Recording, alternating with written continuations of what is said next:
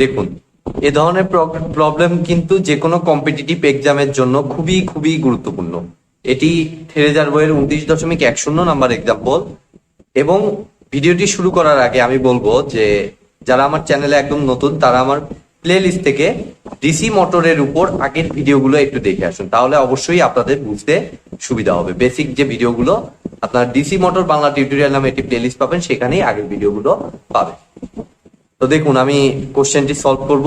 A 220 volt DC shunt motor runs at 500 rpm when the armature current is 50 ampere. Calculate the speed if the torque is doubled given that Ra equal to 0.2 ohm. ম্যাথটি step by step ঠান্ডা মাথায় একটু একটু করে চিন্তা করতে হবে, কারণ ম্যাথটির অনেকগুলো স্টেপ। ঠিক আছে, তো আমরা প্রথমে যে কাজটা করব, আমাদের যেহেতু ডিসি শান্ট মোটর বলছে, আমি একটি ডিসি শান্ট মোটর এখানে আঁকিয়ে রাখতেছি। তো এর একটা আর্মেচার রেজিস্ট্যান্স আছে, কত দিছে? 0.2 ওহম। এবং একটা অবশ্যই ফিল্ড রেজিস্ট্যান্স আছে, ফিল্ড রেজিস্ট্যান্সের মানটা দেয়নি। আর এদিক দিয়ে আমরা একটা ইনপুট দেব। ইনপুট ভোল্টেজটা হচ্ছে আমাদের 220 ভোল্ট। তাহলে দেখুন, আমি 220 ভোল্ট এখানে দিয়ে দিলাম। আর আমাদের আর্মেচার কারেন্টটা সরাসরি দিয়ে দিচ্ছে 50 অ্যাম্পিয়ার। ঠিক আছে, তো calculate the speed if the torque is doubled.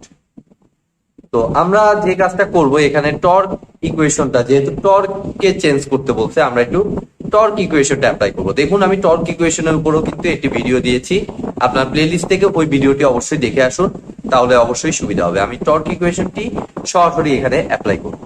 তো টর্ক ইকুয়েশনটা আমাদের ছিল T equal to 0.159 5Z IA into P divided by A, যদি আমার ভুল না হয়। তবুও আপনারা চেক করে নেবেন, আমার ভুল হলেও হতে পারে। ইকুয়েশনটা মেবি এরকম। তো এখান থেকে সবগুলো টার্ম আমার লাগবে না। আমাদের দেখুন এখানে PA এগুলো থাকবে কনস্ট্যান্ট, কারণ এটা সেম মেশিনের জন্য আমাদের টর্কটাকে জাস্ট ডাবল করতে বলছে। ঠিক আছে, তো টর্ক ডাবল করলে দেখুন আমাদের তো ভিতরকার মেশিনের ভিতরকার কন্ডাক্টরে কোনো চেঞ্জ হচ্ছে না, অর্থাৎ জেড একই থাকবে, পি একই থাকবে, এ একই থাকবে। এবং কোশ্চেনে কোথাও বলে নাই আমার ফ্লাক্সটা চেঞ্জ করতে হবে। সো আমাদের এখানে, আচ্ছা আমি এভাবে দেখতেছি, এখান থেকে তাহলে বাদ বাকি সবকিছু কনস্ট্যান্ট রাখলে আমাদের শুধুমাত্র এখানে ডিপেন্ড করতেছে হচ্ছে ফাই এবং আইএ, এর উপর ডিপেন্ড করতেছে। তার উপর কোশ্চেনে কোথাও বলে নাই যে ফ্লাক্স আমার চেঞ্জ হবে। সো আমাদের ফ্লাক্সটাকেও আমরা আউট করে দিলাম। তাহলে একবারে আমি বলতে পারতেছি টি ইজ প্রপোর্শনাল টু আইএ, বাদ বাকি সবকিছুকে যদি আমরা কনস্ট্যান্ট রাখি। ঠিক আছে, তো এখান থেকে আমরা দেখুন টর্ক, দুইটা টর্কের কথা বলছে, যেহেতু ডাবল করতে বলছে, তাহলে আমি যদি এই দুইটা টর্ক একটু কম্পেয়ার করি, তাহলে যেহেতু প্রপোর্শনাল সম্পর্ক, আমি TA2 by TA1 equal to বলতে পারি IA2 ডিভাইডেড বাই IA1। ঠিক আছে, এটা আমি সিম্পলি বলতে পারতেছি। এখন আমাদের কোশ্চেনে বলে দিছে যে if the torque is double, অর্থাৎ TA2 হবে হচ্ছে TA1 এর দ্বিগুণ। তাহলে আমি TA2 এর জায়গায় আমি সিম্পলি বলতে পারতেছি 2 into TA1 divided by TA1 যা আছে তাই। ঠিক আছে, TA1টাকে কনস্ট্যান্ট রাখলাম আর TA2টাকে TA1 এর ডাবল করে দিলাম। তাহলে আমাদের IA2টা আমাদের কত হয় আমরা দেখি, এবং IA1টা আমাদের দিয়ে দিছে কত? 50 অ্যাম্পিয়ার। তাহলে এই ভ্যালুটা বসিয়ে দিলাম। তাহলে এটা কাটা, IA2 আমার আসতেছে দেখুন 50 ইন্টু 2 100 অ্যাম্পিয়ার। তাহলে প্রথম ক্ষেত্রে কারেন্টটা হচ্ছে আমাদের 50 অ্যাম্পিয়ার IA1, এবং IA2টা হচ্ছে আমাদের 100 অ্যাম্পিয়ার। এখন আমরা শুধুমাত্র এখান থেকে এত ডাটা সরিয়ে দিয়ে আমরা শুধুমাত্র IA1টা রাখবো আর IA2টা রাখবো।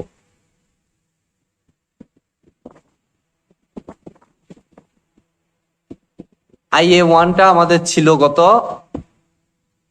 50 অ্যাম্পিয়ার, আর IA2টা আমার বের হলো পরবর্তী IA2 টর্ক ডাবল করার পরে এটা বের হলো 100 অ্যাম্পিয়ার।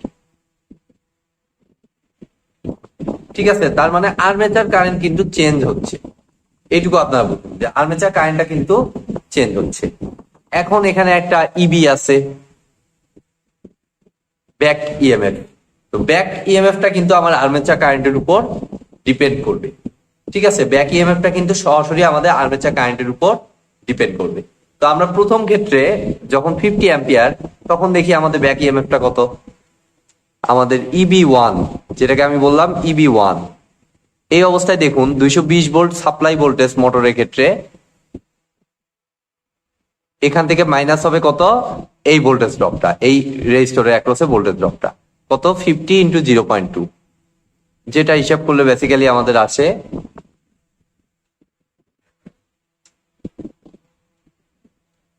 50 into 0.2 210 volt, 210 volt. আর EB2 সেম মেশিন, সো আমাদের টার্মিনাল ভোল্টেজ একই থাকবে, যেহেতু ভোল্টেজ চেঞ্জ করার কোনো কিছু বলে নাই।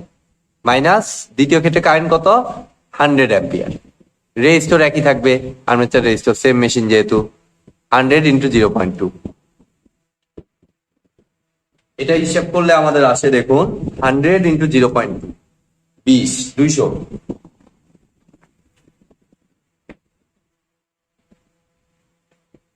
আর প্রথম ক্ষেত্রে স্পিড ছিল আমাদের 500 RPM। তাহলে দ্বিতীয় ক্ষেত্রে স্পিড কত, এই টর্ক ডাবল করার পরে স্পিড কত, সেটা আমাদের বের করতে হবে। তাহলে এটার জন্য আমরা হেল্প নিতে পারি কিসের, অবশ্যই ইএমএফ ইকুয়েশনের হেল্প নিব। ঠিক আছে, তো ইএমএফ ইকুয়েশনটা আমরা প্রথমত লিখি আগে। ইএমএফ ইকুয়েশনটা আমার ছিল দেখুন phi zn divided by 60 into p divided by a। যেহেতু এর আগের ডাটা ইউজ করার সময় ফাইটাকে কনস্ট্যান্ট রাখছি, কোথাও এখানে বলে নাই ফ্লাক্স পরিবর্তনশীল বা ফিল্ড কারেন্ট পরিবর্তনশীল, সো ফিল্ড কারেন্টের উপর ফ্লাক্স ডিপেন্ড করে। এখানে কোথাও বলা নাই ফিল্ড কারেন্ট চেঞ্জ হয়েছে, সো ফ্লাক্সটা একই থাকবে। তাহলে ফ্লাক্স একই থাকবে, যেহেতু same machine Z, number of conductor একই থাকবে, পি একই থাকবে, এও একই থাকবে। দ্যাট মিনস ইবি সরাসরি আমার স্পিড এন এর সাথে সমানুপাতিক। ঠিক আছে, তাহলে আমরা দেখুন যে কাজটা করতে পারি যে EB2 divided by EB1 equal to N2 divided by N1, আমাদের N2 বের করতে হবে। তাহলে এখান থেকে এখন EB2 এর ভ্যালুটা বসিয়ে দেই। EB2 আমাদের 200, EB1 আমাদের 210,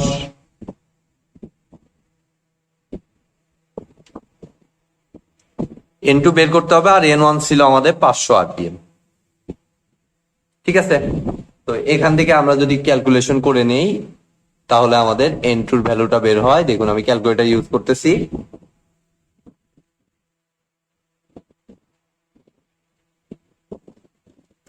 দুইশোকে 500 দিয়ে গুণন, সেটাকে ভাগ দিতে হবে 210 দিয়ে। 476.19। তো এর আগেও আমি বারবার রিপিটেডলি বলছি যে এই রেজাল্ট কখনো দশমিক হয় না। আরপিএম মানে 1 মিনিটে কতবার করে, তাহলে 476 বার ঘুরে পরে 0.19 অংশ করছে। সো পরের 0.19 অংশ মানে তো এটা পুরো ঘুরতে পারে নাই, দ্যাট মিনস ওই অংশটুকু বাদ দিয়ে দিব। 476 পরে যদি 0.95ও হয় তাও আমরা ওইটাকে 476ই ক্যালকুলেট করবো, কারণ 476 বার ফুল ঘুরছে, পরে এক রোটেশন কিন্তু ঘুরতে পারে না, 95% অংশ ঘুরতে পারছে। তো এটাই হবে এই কোশ্চেনটির অ্যান্সার। আজকের মতো ভিডিওটি এ পর্যন্তই। ভিডিওটি যদি ভালো লেগে থাকে অবশ্যই ভিডিওতে একটি লাইক দিবেন, বন্ধুদের সাথে বেশি বেশি শেয়ার করবেন, আর চ্যানেলে নতুন হয়ে থাকলে অবশ্যই চ্যানেলটি সাবস্ক্রাইব করবেন। ধন্যবাদ।